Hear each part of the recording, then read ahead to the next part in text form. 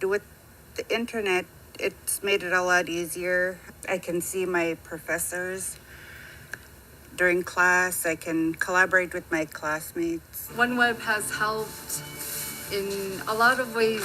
It's more convenient for us, like ordering supplies and payments over the phone. It is great to work with SpaceX. They are a fantastic partner. It's been very nice and exciting to start working with them and OneWeb. We're really looking forward to the launch with SpaceX. It's very important for us because it will enable us to extend our commercial coverage 25 degrees north to the North Pole and 25 degrees to the South Pole. And we'll be able to do that by next summer, the summer of 23.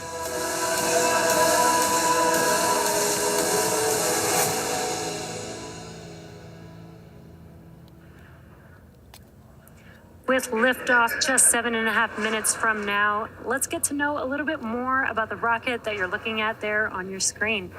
Falcon 9 is our two-stage rocket, which stands 230 feet or 70 meters tall. Now that's roughly 20 meters taller than the Arc de Triomphe in Paris, France, which is 49 meters tall.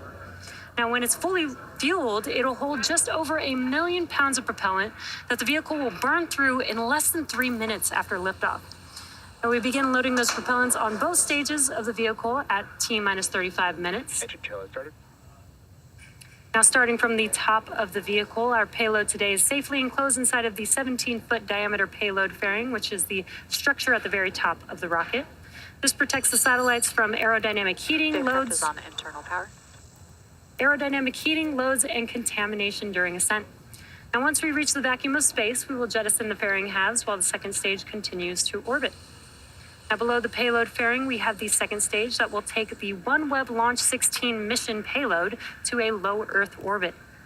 The satellites on board the second stage today are produced by OneWeb Satellites, a joint venture between OneWeb and Airbus located on Merritt Island, Florida. Second stage will ignite its single Merlin vacuum, or what we call the MVAC engine, about 2.5 minutes into flight, and then relight for a second time before we deploy the 40 satellites. Now below the second stage, we have the inner stage, which is part of the first stage. As you can see on your screen, the carbon fiber inner stage is a distinct black color, and that's because it's unpainted TPS, or thermal protection system. Now this protects the composite material that the inner stage is made of.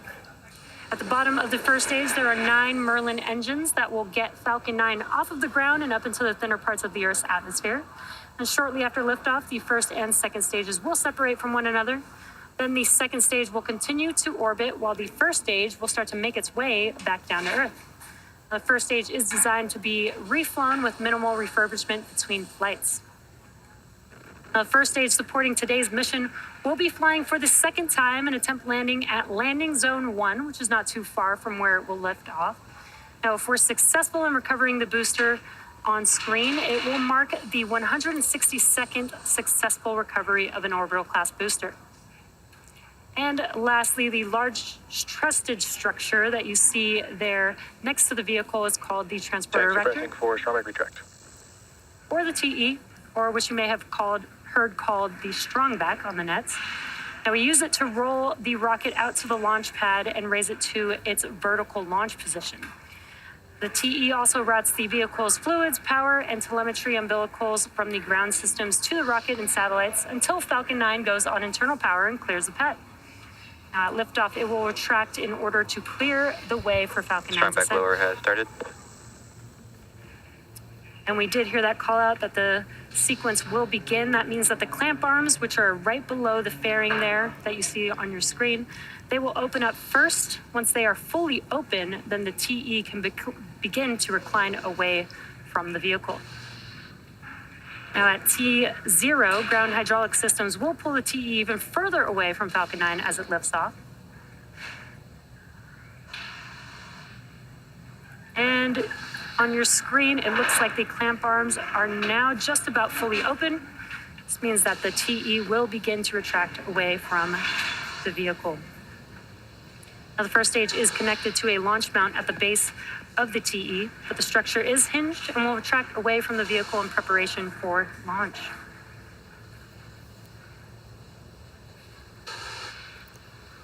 And it is just very slight on your screen.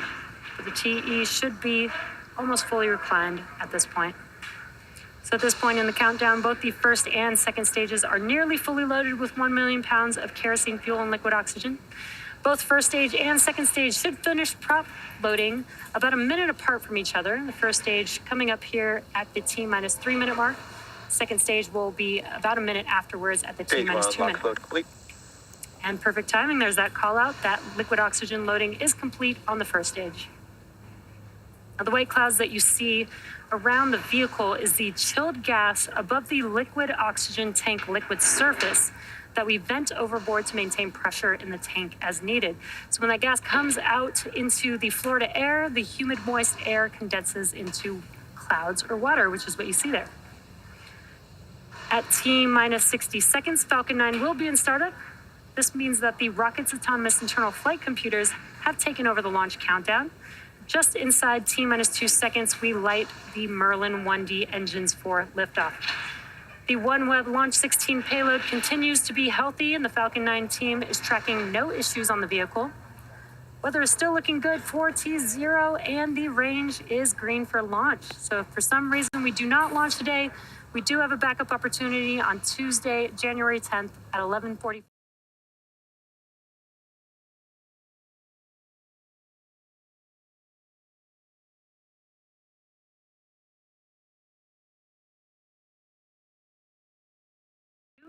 Stage 2, lock load complete. Perfect timing. There's that call out. With prop loading complete on stage 2, that concludes propellant loading on Falcon 9, which means it's now fully loaded with 1 million pounds of kerosene fuel and liquid oxygen. Now you can kind of see a lot more of those white clouds that I mentioned on your screen. Yes, launch closeout. That is because we are venting out the liquid oxygen line on that transporter erector. We are just clearing out the line in preparation for liftoff. Coming up next is Falcon 9 in startup. Again, that will be where the internal flight computers take over the launch countdown. That is because this Falcon 9 vehicle is autonomous.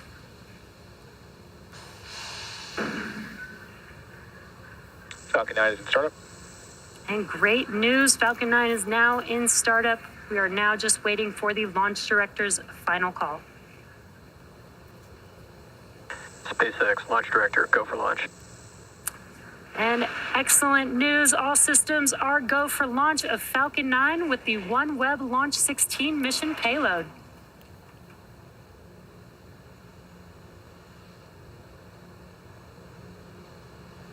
T-minus 30 seconds.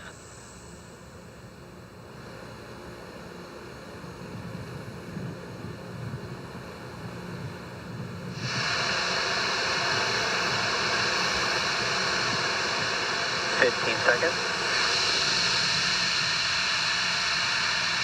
T-minus 10, 9, 8, 7, 6, 5, 4, 3, 2, 1. Engines full power. And liftoff of Falcon 9. Go Falcon, go OneWeb 2. Pitching downrange.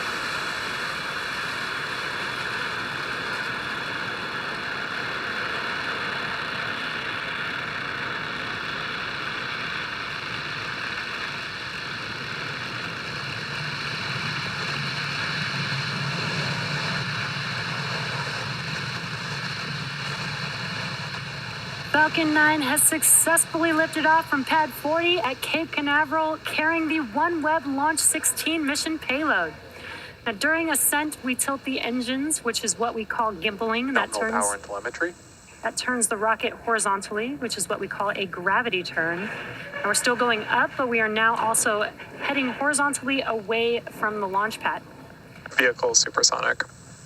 Moments ago, we did throttle down the engines on the first stage in preparation for Max Q, which is coming up here in a few seconds. Max Q. Great news, we have just passed through the largest structural load that the vehicle sees on ascent. Really awesome views here of the first stage vehicle. Now, the rocket typically needs to go 17,500 miles per hour horizontally in order to avoid being pulled back down to Earth and to get into orbit. So you can keep an eye out on the stage 1 telemetry, and that's on the bottom left hand of your screen. Again, incredible views of the first stage vehicle, first stage engines lighting up there. We do have 5 events coming up here back to back.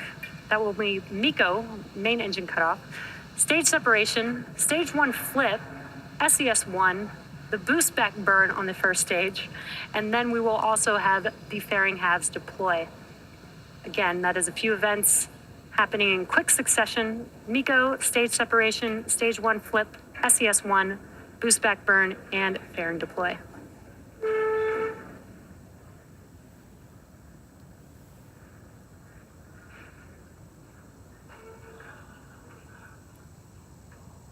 And MECO.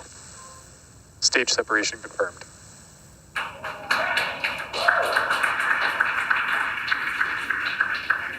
And back ignition. Stage 1, boost back startup.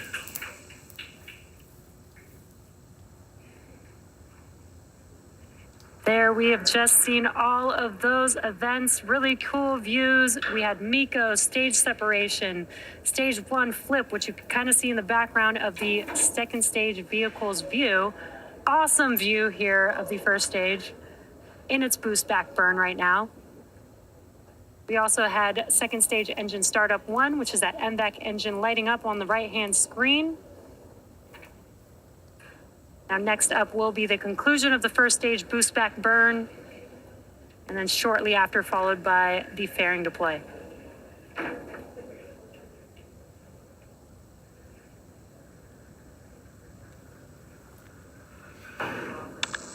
Stage 1, boost back shutdown. And there you can see on your left-hand screen as those engines shut down on the first stage. That concludes the boost back burn for the first stage vehicle. Fairing separation confirmed. And also got an awesome view of fairing deploy there on your screen. Now those fairing halves, Both vehicles are following nominal trajectories. those fairing halves, one flew for a 6th time and the other for a 7th time, and we will be attempting to retrieve these fairing halves again today once they fall back down to Earth using our recovery vessel Doug today.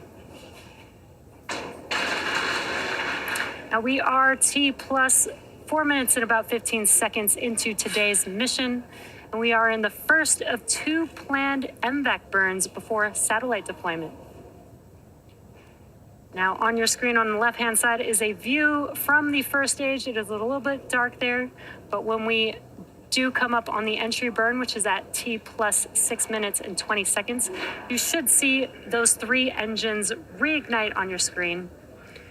And that entry burn is where we reignite these 3 engines. That helps slow the vehicle down as it passes back into the Earth's atmosphere. Now we need to slow the vehicle down to reduce re-entry forces, which helps us recover and reuse the first stage vehicle. Now, during the entry burn, Falcon 9 is decelerating by firing its Merlin engines. We're also still moving rapidly, so this causes the vehicle to fly through its Merlin exhaust gases, which is also what we refer to as the rocket's plume. And this deposits a layer of soot on the vehicle surface. Now, that soot comes from the carbon-based fuel that Falcon 9 uses. And we are just about 30 seconds away from that entry burn beginning on the first stage. On your right-hand screen is a view from the second stage, looking at that MVAC engine glowing very bright there.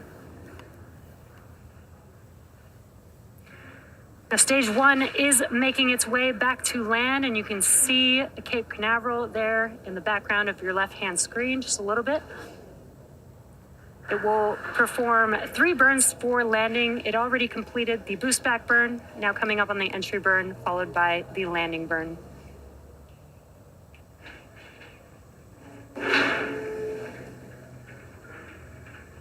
Stage 1, entry burn startup. Great news, as you heard that call out and can see on your screen, we have reignited 3 of the 9 M1D engines on the first stage. That's the center E9 engine, followed by the E1 and E5 engines. Stage 1, entry burn shutdown. Stage 1 FTS is saved. It's less than a 20-second burn, and as you can see, the engines have shut down. That concludes the entry burn for the first stage Both vehicle. vehicles continue to follow nominal trajectories. Now we are just about 30 seconds away from the landing burn beginning on the first stage vehicle. It is just the E9 engine that will ignite for landing, and the M1D engines have about 190,000 pounds of thrust. So one engine reigniting is just enough to help slow the vehicle down in time to Stage touch down 1 for transonic. landing.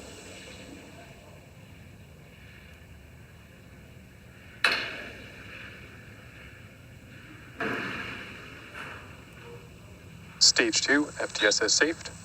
Stage 1 landing burn.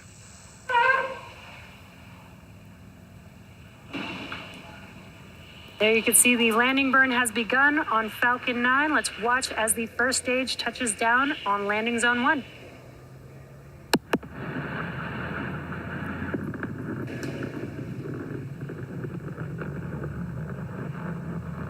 Landing leg deployed.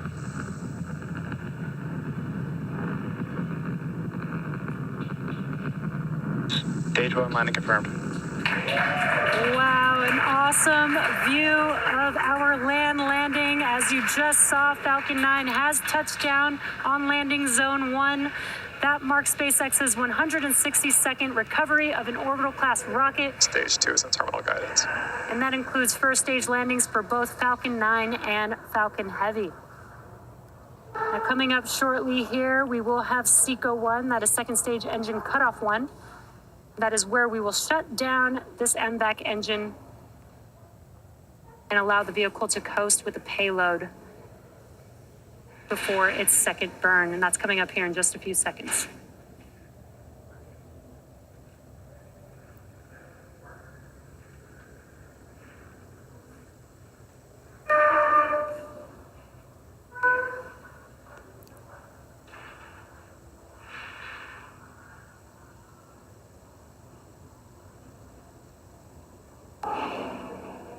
Nominal orbit insertion. And great news, we have had SECO 1 as well as that call out confirming a good orbit. Now the mission isn't over just yet. The second stage is now embarking on its first coast phase. After the coast phase, we will light that MVAC engine for a second time around T plus 55 minutes. We'll see you back here in about 45 minutes. And in the meantime, enjoy the space tunes.